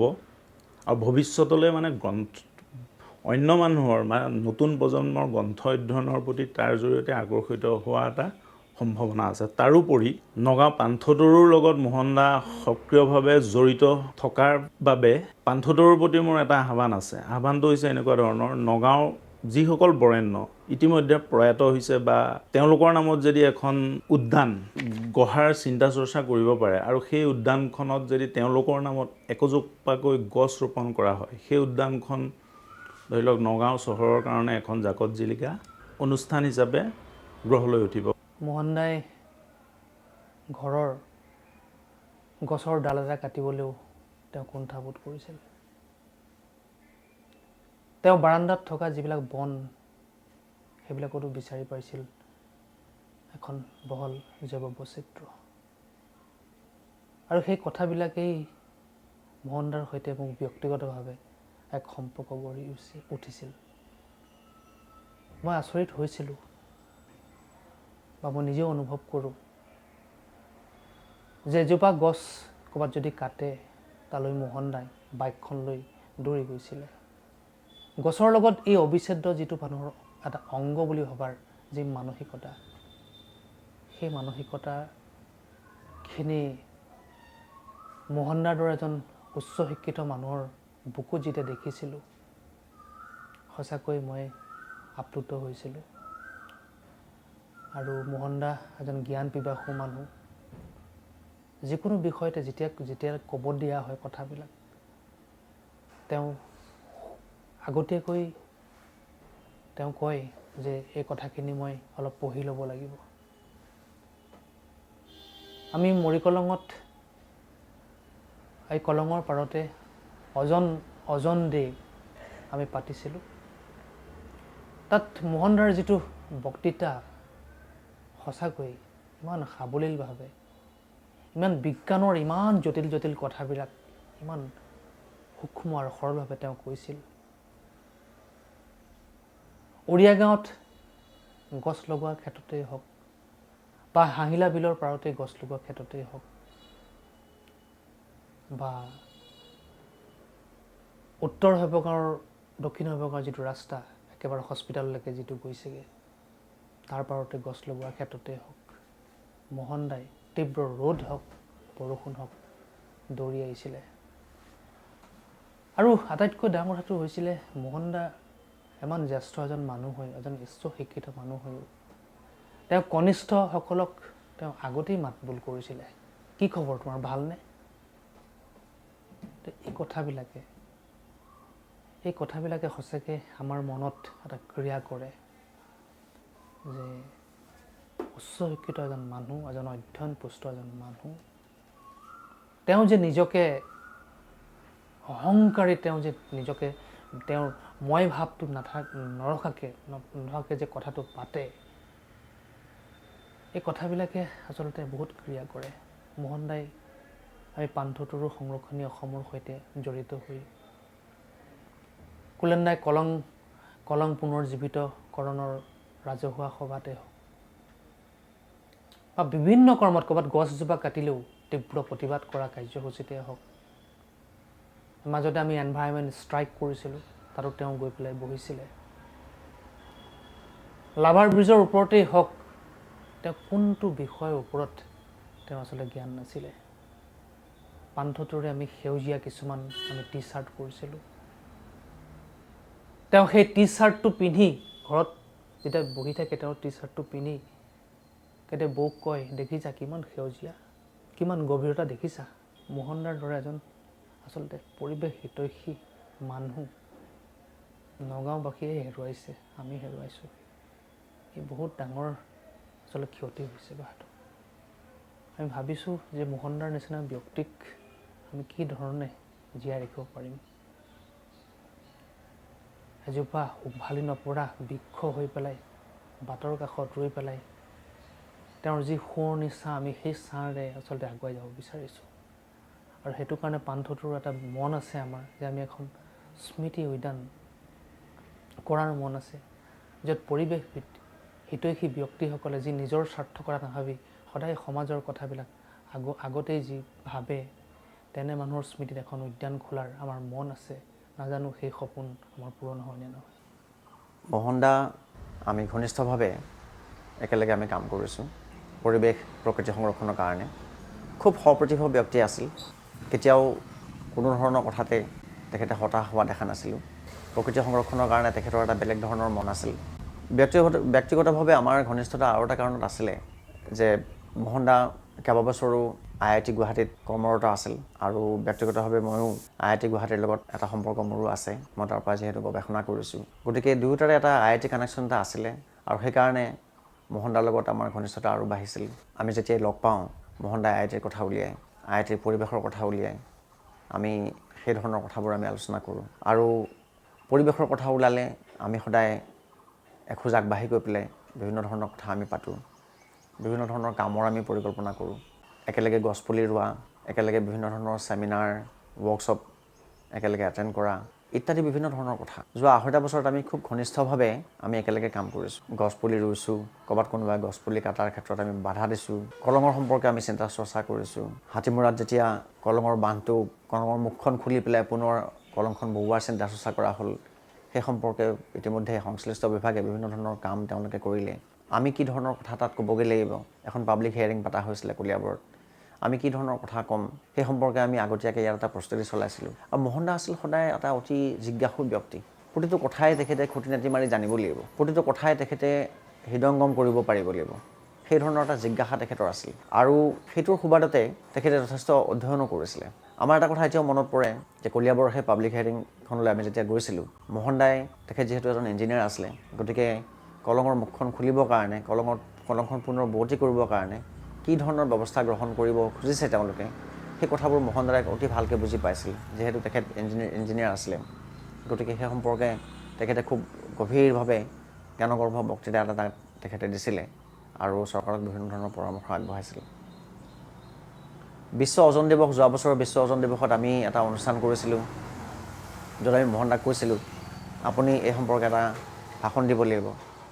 মোহন দাই আগদিনা অতি গভীৰভাৱে অধ্যয়ন কৰি তেখেতে আহি পেলাই যি সুন্দৰ এটা ভাষণ দিছিল, সেই ভাষণটো আজিও আমাৰ কাণত বাজি থাকে। আমাৰ যেতিয়া লিখা মেলা ক'ৰবাত প্ৰকাশ হয়, তেখেতে সদায় আমাক এটা ফিডবেক দিব, হয় ফোন কৰি পেলাই ক'ব, নহয় হোৱাটছআপ মেছেজত তেখেতে আমাক এটা মেছেজ দিব যে তোমাৰ লিখাটো ভাল হৈছে। গতিকে অধ্যয়ন বিষয়ক ব্যক্তিজনক আমি খুব সততে লগ পাইছিলোঁ, আমি একেলগে কাম কৰিছিলোঁ, আৰু নগাঁও পৰিৱেশ সম্পৰ্কে অতি সচেতন আছিলে। ক'ভিড মহামাৰীৰ মাজতো আমি ভালেমান কাম কৰিছোঁ। মাস্কখন পিন্ধি পেলাই হ'লেও মোহন দাই কেতিয়াও আমাৰ পৰা আঁতৰি থকা নাই, মাস্কখন পিন্ধি হ'লেও তেখেত কামলৈ আহিছে, আৰু পৰিৱেশৰ সম্পৰ্কে চিন্তা চৰ্চা কৰিছে। পান্থটোৰ সংৰক্ষণী অসমৰ প্ৰতিটো কাৰ্যসূচীতেই তেখেতে সদায় আগৰণুৱা, তেখেত বিভিন্ন ধৰণৰ দিহা পৰামৰ্শ আমাক তেখেতে সততে দি থৈ আহিছে। তেখেতৰ ইমান সোনকালে যে তেখেত আমাৰ মাজৰ পৰা আঁতৰি যাব সেই কথাটো আমি আচলতে ভাবিবই পৰা নাছিলোঁ। মই তেখেতৰ বৰপুত্ৰৰ লগত কথা পাতিছিলোঁ আৰু তেওঁ কৈছিলে যে দেউতাৰ খুব গা বেয়া, যদি কিবা এটা মিৰাকেল নহয় তেতিয়াহ'লে দেউতা চাগে নাবাচিব, আপোনালোকে প্ৰাৰ্থনা কৰিব। ব্যক্তিগতভাৱে খুব দুখ লাগিছিল। এজন অভিভাৱক, পৰিৱেশ প্ৰকৃতি সংৰক্ষণৰ ক্ষেত্ৰত এজন আমাৰ অভিভাৱক আমি হেৰুৱাইছোঁ। এসময়ত ৰুমি ৰূপকত যেতিয়া কাম কৰি আছিলোঁ তেতিয়া অকণমান ডেকা বয়স আছিল। তেতিয়া মই ঠিক কৰিলোঁ অসমৰ পাত প্ৰদীপত জিলিকি থকা নগাঁৱৰ সন্তানবিলাকৰ কীৰ্তিত তেওঁলোকৰ দেউতাক মাকেনো কি ভাবে, এনেকুৱা এটা সাক্ষাৎকাৰৰ ছিৰিজ কৰোঁ। এনেকৈ কৰি আছিলোঁ, যেনে পৰাগ শইকীয়া, যেনে যতীন বৰা, যেনে মনোজ গোস্বামী, যেনে কৃষ্ণমণি নাথ, এনেকৈ কৰি 15টামান কৰাৰ পিছত সময়তেই মেট্ৰিকৰ ফলাফল দিলে। মেট্ৰিকৰ ফলাফল দিওঁতে মোহন বৰা প্ৰথম পুত্ৰ প্ৰতিজ্ঞ মোহন বৰাই উচ্চতৰ মাধ্যমিকত স্থান পালে, মানে ষ্টেণ্ড কৰিলে।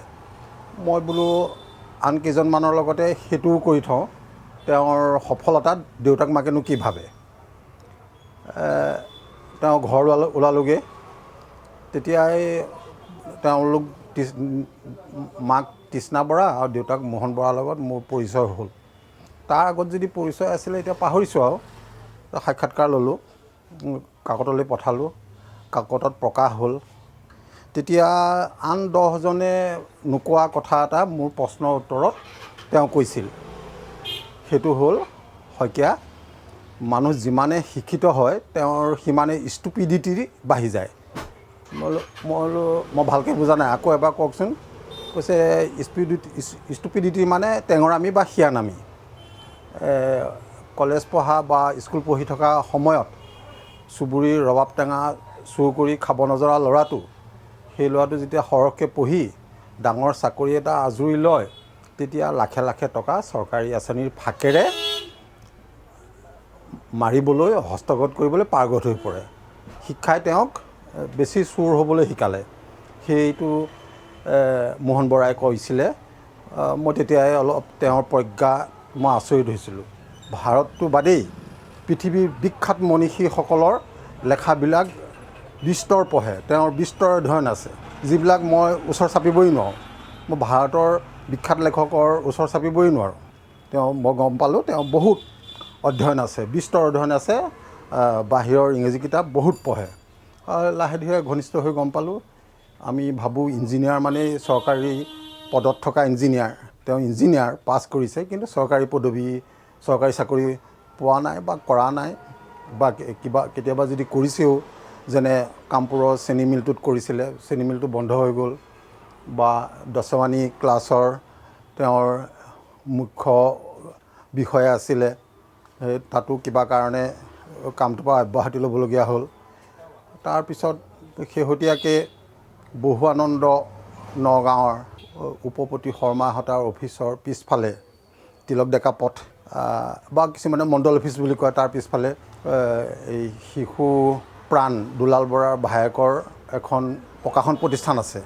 সেই প্ৰকাশন প্ৰতিষ্ঠানত আবেলি আবেলি এটা আড্ডা হয়। সেই আড্ডাত ময়ো যোৱা 3 বছৰমান যাবলৈ লৈছিলোঁ। তাতো দেখা যায় ডক্টৰ পৰাগ শইকীয়া, মোহন বৰা, অসমৰ সংস্কৃত গীতত অকলে কাম কৰি থকা ৰঞ্জন বেজবৰুৱা, বিৰিঞ্চি ডেকা, গুণ শইকীয়া ছাৰ, এনেকৈ কেতিয়াবা গুৱাহাটীৰ পৰা গল্পকাৰ ইমান হুছেইন, এই সকলো আহি আড্ডা মাৰে। নতুন চিনেমা সমালোচক ননী, তেওঁ আহে, আড্ডা মাৰে। আড্ডা মৰাত দেখা যায় কোনোবাই যদি কেনেবাকৈ বাহিৰৰ লিখকৰ কিবা কিতাপ পঢ়িছোঁ, ভাল লাগিছে এইবুলি কোৱাৰ লগে লগেই মোহন বৰাই লগে লগে টিপ্পনী দিয়ে। মই তাজ্জুব হওঁ, বা এওঁৰ ইমান ইংৰাজী কিতাপ, বাহিৰৰ কিতাপ অধ্যয়ন আছে, বা। তাৰপিছত আৰু মোৰ ঘনিষ্ঠ হৈ হৈ মোৰ এতিয়া খুব ঘনিষ্ঠ চিনেমা পৰিচালক আৰু গদ্য লেখক, ব্যৱসায়ী সঞ্জীৱ সহাপণ্ডিত। তেওঁৰ লিখাবিলাক মই আগ্ৰহেৰে পঢ়োঁ, খুব ভাল পাওঁ। সৰহখিনি মোৰ ঘৰৰ ফাইলত নি থোৱা আছে। খুব মই আণ্ডাৰলাইন কৰিবলগীয়া হয়। যেতিয়া মোহন বৰাৰ মেজাজটো মই গম পাই গ'লোঁ, তেখেতৰ সভাপতিৰ লেখাবিলাক তেওঁলৈ পঠিয়াই দিয়া নিয়ম কৰিলোঁ।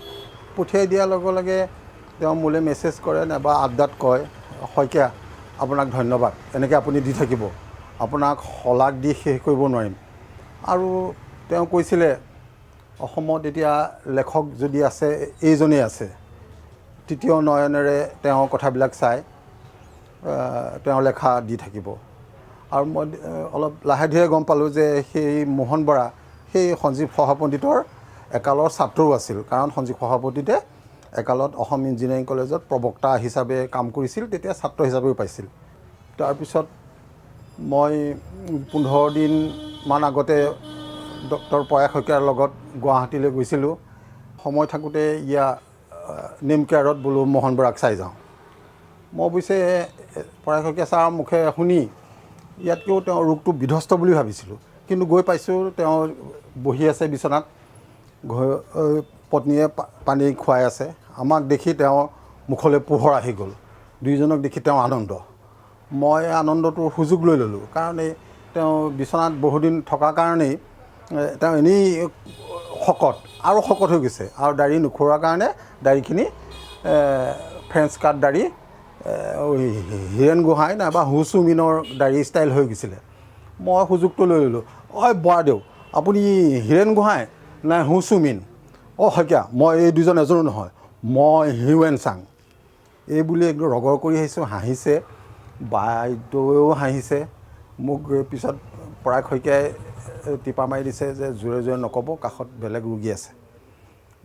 সেয়া তাৰপিছত আৰু অসমৰ যিখিনি বেয়া, ভালে বেয়াই এখন ৰাজ্য, এখন দেশ, এখন সমাজ, এখন নগৰ, তেওঁ বেয়াখিনি বেছিকৈ দেখিছিল, বেয়াখিনিক লৈ তেওঁ বৰ অসন্তোষ আছিল।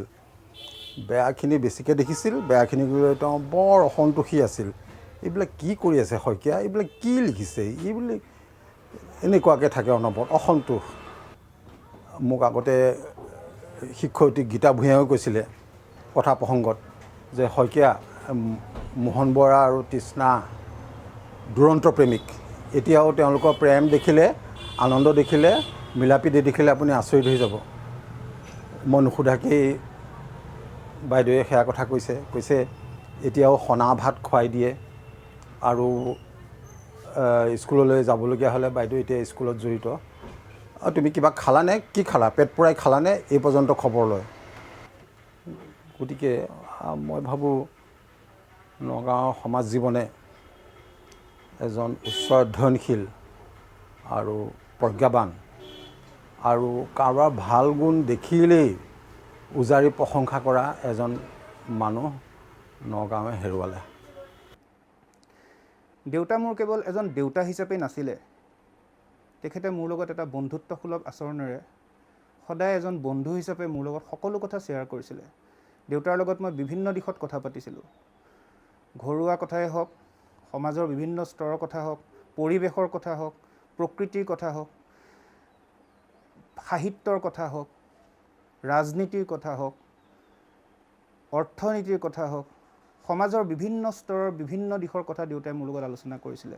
আৰু দেউতাই সেই দিশটোত মোৰ লগত আলোচনা কৰি পেলাই নথৈ আনন্দিত হৈছিলে, আৰু দেউতাৰ লগত আমি সকলো কথা শ্বেয়াৰ কৰিছিলোঁ। দেউতাৰ আটাইতকৈ ডিফাৰেণ্ট গুণ বুলি যদি মোক কোনোবাই সোধে, দেউতাৰ বেলেগৰ লগত পাৰ্থক্য কোনখিনিত, মোৰ দৃষ্টিভংগীৰে মই যদি কওঁ, দেউতা এজন অতি জেনুইন ব্যক্তি আছিলে, প্ৰকৃতাৰ্থত অকৃত্ৰিম আছিলে। দেউতা ফেক কেতিয়াও নাছিলে, এজন অতি প্ৰচাৰবিমুখ ব্যক্তি আছিলে। দেউতাই আমাক দি যোৱা আটাইতকৈ ডাঙৰ কথাটোৱে হৈছে আমি দেউতাৰ সততাটো আমি দেখি পেলাই ডাঙৰ দীঘল হৈছোঁ। তেখেতে সততা আৰু বিশ্বাসযোগ্যতাৰে সমাজখন আগুৱাই নিবৰ কাৰণে আমাক যিখিনি অনুপ্ৰেৰণা দি গ'ল, তাৰ কাৰণে আমি তেখেতৰ ওচৰত চিৰকৃতজ্ঞ। সংকীৰ্ণতাবাদৰ ঊৰ্ধত তেখেতৰ যিটো উদাৰতাবাদ, সেই কথাখিনি আমি গভীৰভাৱে উপলব্ধি কৰোঁ। এজন জ্যেষ্ঠ সন্তান হিচাপে নহয়, এজন সচেতন নাগৰিক হিচাপেও দেউতাৰ সেই কথাখিনি আমি গভীৰভাৱে আমি উপলব্ধি কৰোঁ। দেউতাই প্ৰকৃতিক বৰ ভাল পাইছিলে। গছ এজোপাৰ পাত এটাও যদি কোনোবাই কাটে, তেতিয়া দেউতাই মনোকষ্ট পাইছিলে। আমাক কৈ থাকে, মাকো কয়, মোকো কয় দেউতাই গছৰ মাজত উশাহ বিচাৰি পাইছিলে। গছ এজোপা যদি পাত এটা কোনোবাই ছিগে, ফুল এপাহ যদি কোনোবাই ছিগে, দেউতাই তেতিয়া আমাক কৈছিলে যে গছজোপাই কান্দে। প্ৰকৃতিৰ মাজত দেউতা জীয়াই আছিলে, সেইকাৰণে সকলোৱে দেউতাক প্ৰকৃতিপ্ৰেমী, সমাজৰ এজন অগ্ৰণী ব্যক্তি হিচাপে, এজন ভাল সমালোচক হিচাপে, এজন ভাল লেখক হিচাপে দেউতাক চিনি পাইছিলে। দেউতাই যিদৰে পঢ়া শুনা কৰিছিলে, যিদৰে তেখেত অধ্যয়নৰত আছিলে, সেইদৰে তেখেতে লেখা মেলাটো এটা সময়ত মনোনিৱেশ কৰিছিলে। তেখেতৰ লেখা মেলা বিভিন্ন কাকতত আলোচনীত প্ৰকাশ পোৱাৰ লগতে তেখেতে সেইখিনি সময়ত লেখা মেলা যথেষ্ট পৰিমাণে মনোনিৱেশ কৰা আমি দেখিছিলোঁ। তাৰে ভিতৰত মই এটা প্ৰবন্ধৰ শীৰ্ষ এটা উল্লেখ কৰিব বিচাৰিছোঁ, এটা শিৰোনাম উল্লেখ কৰিব বিচাৰিছোঁ। আজিৰ পৰা বহু বছৰৰ আগতে প্ৰান্তিকত অসমীয়া মানুহৰ লাইফষ্টাইল শীৰ্ষক এটা প্ৰবন্ধ মই দেউতাৰ পঢ়িবলৈ পাইছিলোঁ। দেউতাই পিছত মোক দেখুৱাইছিল যে বাটু, মোক দেউতাই ঘৰত মৰমতে বাটু বুলি মাতিছিলে। তেখেতে কৈছিলে এইটো এটা মোৰ প্ৰবন্ধ, তেখেতে লিখা প্ৰবন্ধসমূহৰ অন্যতম, অসমীয়া মানুহৰ লাইফষ্টাইল।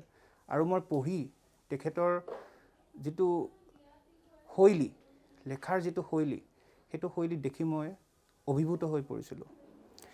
তেখেত নগাঁও চৰকাৰী উচ্চতৰ মাধ্যমিক বালক বিদ্যালয়ৰ পৰা প্ৰকাশিত যিখন আলোচনী উদয়ৰো এটা সময়ত সম্পাদক আছিল। তেখেতে বিভিন্ন সময়ত বিভিন্ন আলোচনীত লেখা মেলা কৰিছিল। এবাৰ এটা মোৰ এইখিনিতে সৰু ঘটনা এটা মনলৈ আহিছে। উইলিয়াম জেমছৰ ওপৰত দেউতাৰ এটা প্ৰবন্ধ প্ৰকাশিত হৈছিলে। সেই উইলিয়াম জেমছৰ ওপৰত প্ৰকাশিত প্ৰবন্ধটোক লৈ এজন ব্যক্তিয়ে দেউতাক এখন চিঠি প্ৰেৰণ কৰিছিলে। সেইখিনি সময়ত যিহেতু মোবাইল নাছিলে, এখন পত্ৰ প্ৰেৰণ কৰিছিলে। দেউতাই তেতিয়া সেই চিঠিখন দেখাইছিলে যে বাটু, এখন এজন পাঠকে উইলিয়াম জেমছৰ ওপৰত মই লিখা প্ৰবন্ধটোৰ ওপৰত পঠিওৱা এখন চিঠি। তেতিয়া মোক দেউতাই দেখাইছিলে যে সেই পাঠকজনে দেউতালৈ বুলি সেই চিঠিখন অশ্ৰুসিক্ত নয়নেৰে পঠিয়াইছিলে। আৰু দেউতাই তেতিয়াই কৈছিলে মোৰ লেখাটো সাৰ্থক হ'ল।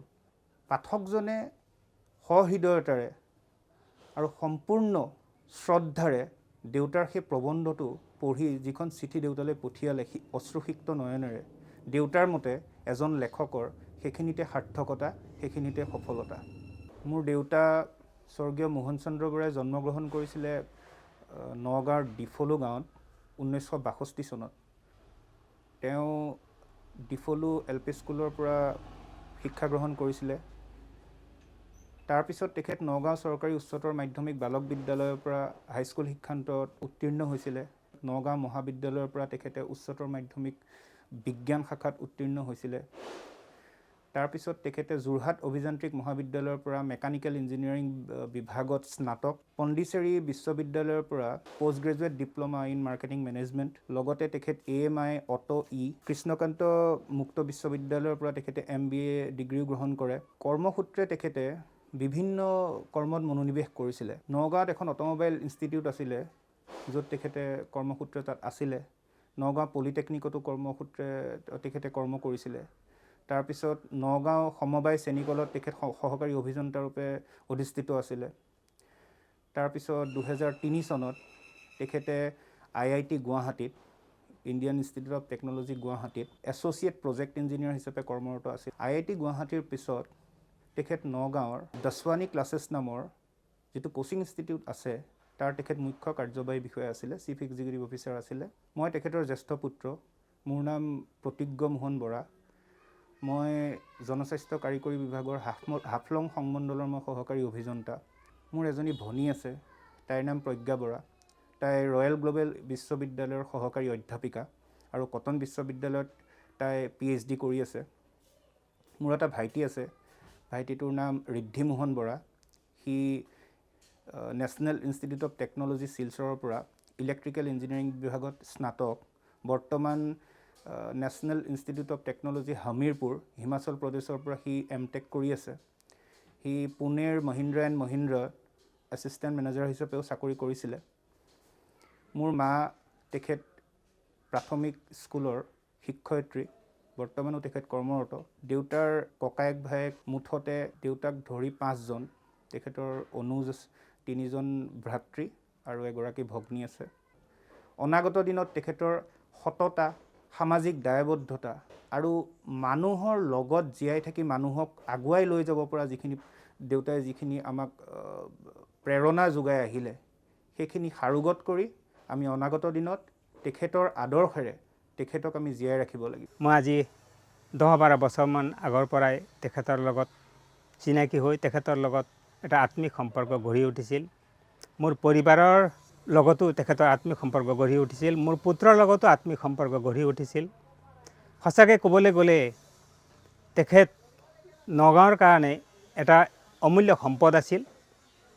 শৈক্ষিক দিশৰ ফালৰ পৰা যদি চাওঁ, তেখেতে বিভিন্ন দিশত কাম কৰিলেও 10 শ্ৰেণী ক্লাছেছ বুলি পেলাই মেডিকেল, ইঞ্জিনিয়াৰিং, IIT, NIT এইবিলাকত এই মেধাসম্পন্ন ছাত্ৰ ছাত্ৰীসকলক, মধ্য ছাত্ৰ ছাত্ৰীসকলক তেওঁলোকৰ জীৱনৰ গতিপথ এটা দেখুৱাই দিবৰ কাৰণে যি শিক্ষা কেন্দ্ৰ খুলিছিল, তাত তেখেতে একেবাৰে নিজক আত্মনিয়োগ কৰিছিল আৰু ছাত্ৰসকলৰ লগত, সেই যুৱচামৰ লগত এনেধৰণেৰে সম্পৰ্কিত আছিল যে তেওঁলোকৰ লগত তেওঁ বন্ধুত্বপূৰ্ণ হিচাপে আছিল, লগতে তেওঁ দাৰ্শনিক হিচাপে আছিল আৰু এগৰাকী গাইড হিচাপে আছিল। সঁচাকৈ ক'বলৈ গ'লে মোহন বৰা এজন কেৰিয়াৰ গাইড আছিল নগাঁও জীৱনৰ, নগাঁৱৰ যুৱচামৰ, নগাঁৱৰ সকলো সমাজ, সকলো ব্যক্তিৰ কাৰণে।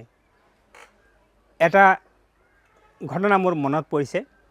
এদিন 10 শ্ৰেণী ক্লাছেছত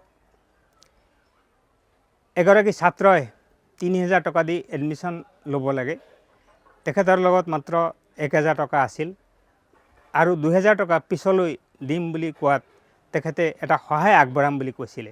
তেখেত ইমানেই মৰমীয়াল আছিল আৰু লোকৰ দুখ ভাগৰবিলাক বুজি পাইছিল যে তুমি যিহেতু কুইজৰ ছাত্ৰ, গতিকে তোমাক এটা কুইজ সুধিম, যদি প্ৰশ্নটোৰ উত্তৰ দিব পাৰা তেনেহ'লে মই তোমাক 2000 টকা মাফ দিম।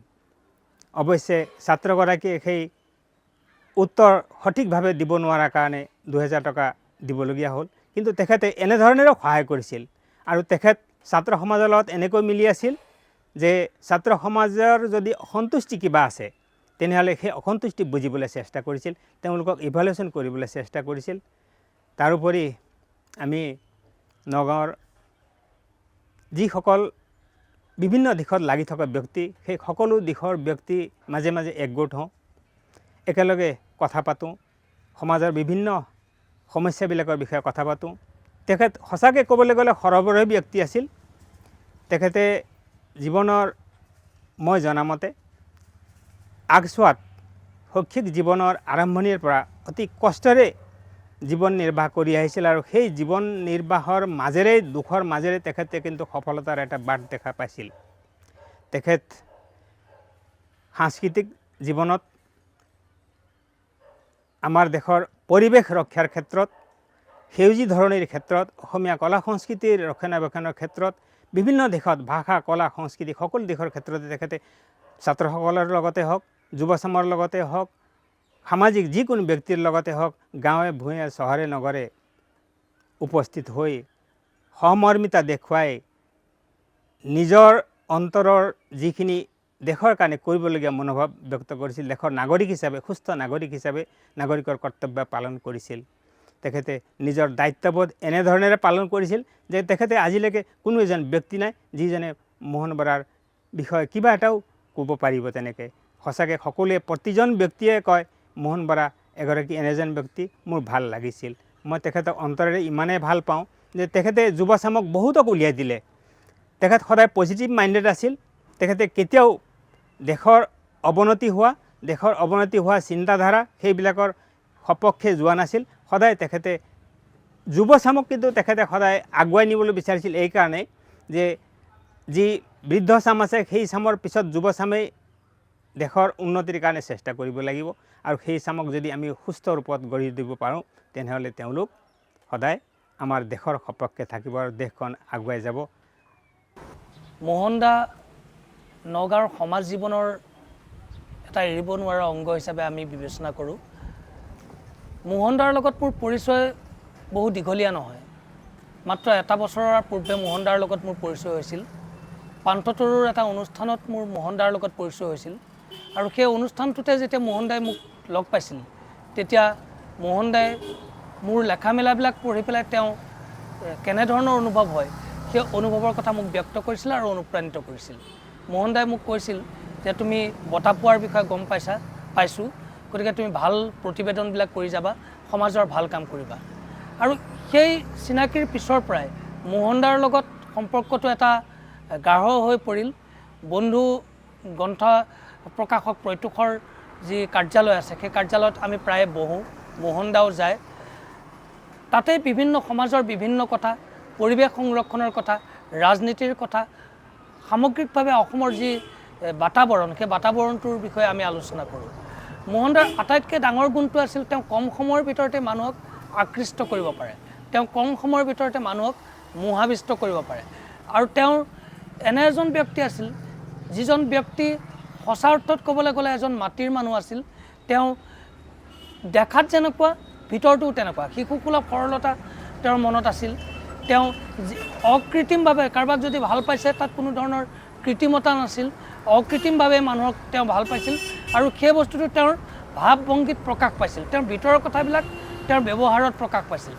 গতিকে তেওঁ তাত যেতিয়া আমি আলোচনা কৰোঁ বিভিন্ন সমাজৰ কথা, বিভিন্ন পৰিৱেশৰ কথা, তেতিয়া তেওঁ প্ৰায়ে কয় সমাজখনৰ উন্নয়নৰ বাবে কাম কৰিব লাগিব। আৰু তেনে এটা দুৰ্বাৰ হেঁপাহ তেওঁৰ মনত দেখা পাইছিলোঁ, কেনেধৰণে পৰিৱেশৰ সংৰক্ষণ কৰিব লাগে, কেনেধৰণে কাম কৰিব লাগে। আৰু সঁচা অৰ্থত ক'বলৈ গ'লে তেওঁ বহু গ্ৰন্থ অধ্যয়ন কৰিছিল। তেওঁৰ প্ৰজ্ঞান এজন ব্যক্তি আছিল, তেওঁৰ পৰা শিকিবলগীয়া বহু কথা আছিল, বিশেষকৈ বিজ্ঞানৰ বহু কথা তেওঁ শিকিবলগীয়া আছিল। মই দৈনিক অসমৰ সাংবাদিক, দৈনিক অসমত নগাঁৱৰ পৰা সংবাদ সেৱা কৰোঁ।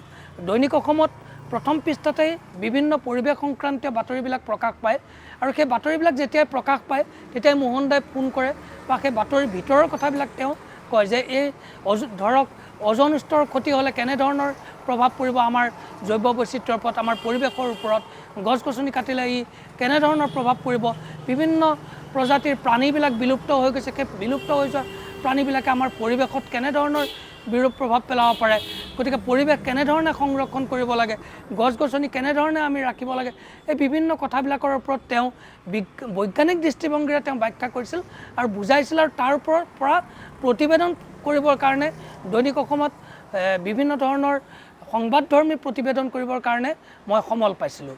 আৰু আটাইতকৈ ডাঙৰ কথাটো হৈছে মোহন দাৰ ৰাজনৈতিক জ্ঞান খুবেই প্ৰচুৰ। তেওঁ সমাজখনত এই যি সাম্প্ৰদায়িক যি বাতাবৰণৰ সৃষ্টি হৈ আছে, যি হিন্দু মুছলমানৰ মাজত বিভেদৰ যি বাতাবৰণ সৃষ্টি হৈ আছে তাৰ বিৰোধিতা কৰিছিল। তেওঁ সদায় সমন্বয় বিচাৰিছিল, সেয়ে তেওঁ এটা ৰাজনৈতিক পৰিৱৰ্তন হোৱাটো বিচাৰিছিল। তেওঁ যোৱা ফেব্ৰুৱাৰী মাহত তেওঁক মই অসম জাতীয় বিদ্যালয়ৰ যি সৰস্বতী পূজা অনুষ্ঠিত হৈছিল সেই পূজাৰ অনুষ্ঠানত মোহন দাক লগ পাইছিলোঁ আৰু তাতে তেওঁ এই ৰাজনৈতিক বাতাবৰণ বিচাৰি বিভিন্ন নগাঁও জিলাৰ বিভিন্ন সমষ্টিত যোগ্য প্ৰাৰ্থী যাতে নিৰ্বাচিত হয় তাৰ বাবে মানুহক যাতে বুজাব পাৰি তাৰ কাৰণে তাৰ এটা সজাগতাৰ সৃষ্টি কৰাৰ উদ্দেশ্যৰে তেওঁ কিছুমান আঁচনি প্ৰস্তুত কৰিছিল আৰু আমাকো সেই ক্ষেত্ৰত সহযোগ কৰিবলৈ তেওঁ আমাক অনুৰোধ জনাইছিল। কিন্তু দুৰ্ভাগ্যৰ কথা, নিৰ্বাচনত তেওঁ যি আঁচনিবিলাক প্ৰস্তুত কৰিছিল, ৰাইজৰ মাজত সমাজ হিতৈষী যিবিলাক কাম কৰাৰ বাবে আঁচনি প্ৰস্তুত কৰিছিল বা মানুহক সজাগ কৰিব বিচাৰিছিল, সেই কামবিলাক কৰিব নোৱাৰিলে। তেওঁ ৰোগাগ্ৰস্ত হৈ গুৱাহাটীত চিকিৎসাধীন হ'বলগীয়া হ'ল আৰু চিকিৎসাধীন হৈ থকাৰ অৱস্থাত তেওঁ ৰোগশয্যাৰ পৰাও ফোন কৰি আমাক এই সামগ্ৰিক ৰাজনৈতিক বাতাবৰণবিলাকৰ বিষয়ে আমাৰ পৰা তেওঁ জানিব বিচাৰিছিল আৰু আমিও তেওঁক অৱগত কৰিছিলোঁ। গতিকে মোহন দাৰ মৃত্যুৱে আমাৰ নগাঁও জিলাৰ নহয় সামগ্ৰিকভাৱে অসমৰ সামাজিক, শৈক্ষিক আৰু বিশেষকৈ পৰিৱেশ সংক্ৰান্তীয় যিমানবিলাক বিষয় সেই বিষয়বিলাকৰ ক্ষতি কৰিলে। এজন বিজ্ঞ মানুহ নগাঁৱে হেৰুৱালে, অধ্যয়নপুষ্ট মানুহ এজন হেৰুৱালে। তেওঁৰ বিভিন্ন বিষয়ৰ ওপৰত তেওঁৰ জ্ঞানৰ ভাণ্ডাৰ দেখি আমি আচৰিত হৈছিলোঁ। আমাৰ দৰে অনুজসকলে তেওঁৰ পৰা শিকিবলগীয়া বহু বাকী ৰৈ গ'ল। মোহন দাৰ সৈতে মোৰ পৰিচয় যোৱা 4 বছৰমান ধৰি হৈছে। নগাঁৱৰ বিভিন্ন সভা সমিতিত তেওঁক দেখা পাওঁ, সন্মুখৰ আসনত বহি থাকে প্ৰায়। দেখিবলৈ অতি মৰম লগা চকুত পৰে। মন কৰোঁ ডাঙৰ সৰু সকলোৰে সৈতে বৰ আন্তৰিকতাৰে কথা পাতি থাকে। এগৰাকী ফটোগ্ৰাফাৰ হিচাপে আমাৰো সকলোৰে সৈতে মিলা মেচা কৰাটো স্বভাৱ। তেনেকৈ হয়তো মোহন দাৰ সৈতে এদিন চিনাকি হ'ল, কথা পাতিবলৈ ল'লোঁ। মোৰ লগত কথা পাতিলে প্ৰায় পোনপটীয়াকৈ ফটোগ্ৰাফীৰ কথাই পাতে। পৃথিৱীৰ বিখ্যাত ফটোগ্ৰাফাৰসকলৰ জীৱনী বা তেওঁলোকৰ বিখ্যাত ফটোগ্ৰাফবোৰৰ আঁৰৰ কথা বৰ সুন্দৰকৈ কয়, ৰসালভাৱে। শুনি বৰ ভাল লাগে। তেনেকৈ ঘনাই লগ পোৱা হ'লোঁ, নিজে উপজাচি মাত বোল কৰোঁ বা তেখেতে দেখিলে তেখেতে আগবাঢ়ি আহে, মাত বোল কৰে, কথা পাতে। আচৰিত কথা, মোৰ লগত যেতিয়া কথা পাতে ফটোগ্ৰাফীৰ বিষয়ে কথা পাতে আৰু ইমান সুন্দৰকৈ পাতে, এটা ইউনিক বিষয় এটা লৈ পেলাই। বহুত উপকৃত হওঁ। প্ৰথম অৱস্থাত এনে লাগিছিল যে মোৰ লগত কথা পাতিবলৈকে মোহন দাই সেই বিষয়টোৰ ওপৰত অধ্যয়ন কৰি আহে নেকি। পিছলৈ গম পালোঁ যে নহয়, মোহন দাই সকলোৰে লগত তেনেকৈ কথা পাতে। কি সাহিত্য, কি সংস্কৃতি, কি ৰাজনীতি, কি শিল্পকলা, কি সংগীত, সকলো বিষয়তে মানুহক আকৰ্ষণ কৰিব পৰাকৈ, এটা সুন্দৰভাৱে আলোচনা কৰিব পৰাকৈ মোহন দাৰ জ্ঞান অপৰিসীম। গভীৰ অধ্যয়নপুষ্ট মানুহ তেওঁ। লাহে লাহে তেওঁৰ প্ৰতি আকৰ্ষণ বৃদ্ধি পালে, শ্ৰদ্ধা, আকৰ্ষণ সকলো বৃদ্ধি পালে।